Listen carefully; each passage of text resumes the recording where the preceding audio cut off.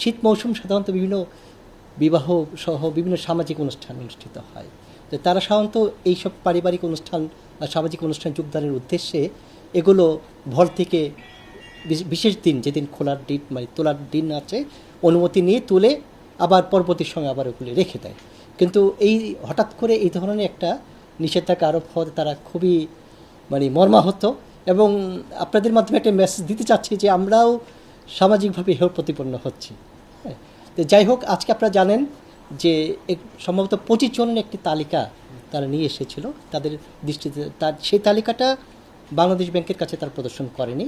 তারা যেই রেজিস্টারে আমাদের যারা সেফ ডিপোজিটের সুবিধা ভোগ করে তাদের যে তালিকা আছে ওই তালিকা থেকে তারা মিলে দেখেছে এবং মিলে দেখেছে যে ওখানে ওই 25 জনের কেউ নেই।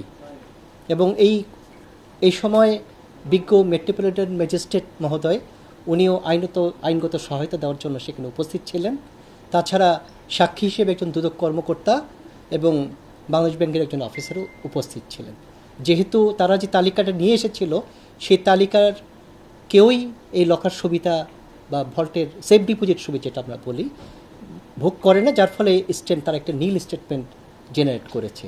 বাংলাদেশ ব্যাংকের কোনো কর্মকর্তার বিরুদ্ধে যদি দুর্নীতির অভিযোগ ঘটে সেটা তো রাষ্ট্রীয় আইন অনুযায়ী পরিচালনা হবে, রাষ্ট্রীয় আইন পরিচালনা হবে এবং রাষ্ট্র যেভাবে আইনগতভাবে তাদের সিদ্ধান্ত নেয় তার আদলে পরবর্তীতে বাংলাদেশ ব্যাংকের যে প্রশাসনিক সিদ্ধান্ত নেওয়ার সেগুলো নেবে। এবং আমাদের তরফ থেকে আমাদের অভ্যন্তর থেকেও যদি কারো বিরুদ্ধে এরকম কোনো অভিযোগ ওঠে অসদাচরণের বা অনৈতিক, সেগুলো আমরা তদন্ত করে অবশ্যই দেখব এবং যদি এগুলো অভিযোগের সত্যতা প্রমাণিত হয় অবশ্যই তাদের বিরুদ্ধে প্রশাসনিক ব্যবস্থা গ্রহণ করা হবে। মনে রাখতে হবে বাংলাদেশ ব্যাংক ব্যবস্থা গ্রহণ করবে প্রশাসনিকভাবে এবং আইনগতভাবে ব্যবস্থা গ্রহণের জন্য তো রাষ্ট্র নিজেই রয়েছে। অভিযোগ যখন প্রমাণিত হবে তখন তো প্রমাণিত, সেক্ষেত্রে বাংলাদেশ ব্যাংকের ছাড় দেওয়া বা তাদেরকে অভিযুক্ত করার দুটার কোনো সুযোগ নেই। সে তখন রাষ্ট্রের আইনের আওতায় চলে আসবে। আইনগত সুবিধা বাংলাদেশ ব্যাংকের স্টাফদের জন্য যে আছে সে আইন মেনেই আমরা আমাদের স্টাফরা এই সকলের জন্য যেটা লকার বলি, আসলে লকার না তবু বোঝার সাথে এটাকে লকার হিসেবে ট্রিট করি, এই লকার সুবিধা ভোগ করে থাকে।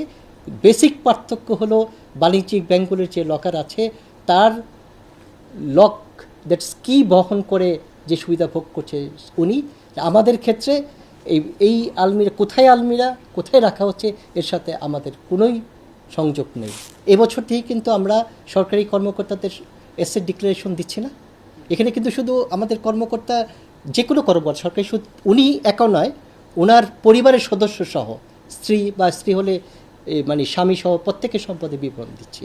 অতএব আমরা যদি যে বিবরণী দিয়েছি এই বিবরণীর সাথে এই লকারের মধ্যে যে সম্পদ যাই থাকুক তার কোনো মিসম্যাচ থাকে অবশ্যই আমাদের যেই থাকবে সে আইনের আওতায় চলে আসতে বাধ্য।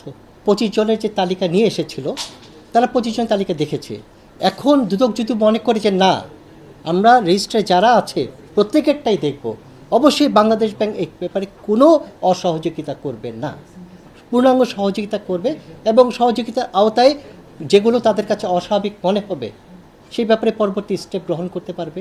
কারণ যেই স্টাফরা এখানে লকারে যাই তার দৃষ্টিতে মূল্যবান সামগ্রী রেখে থেকেছে এটার ডিক্লারেশন অবশ্যই তার সম্পদ বিবরণীতে তার রিফ্লেকশন থাকার কথা। যখন দেখবো এটা মিসম্যাচ অবশ্যই রাষ্ট্রের সুযোগ আছে এই দুটাকে ট্যাগ করে তার বিরুদ্ধে ব্যবস্থা নেয় এবং বাংলাদেশ ব্যাংক পূর্ণ সহযোগিতা করবে।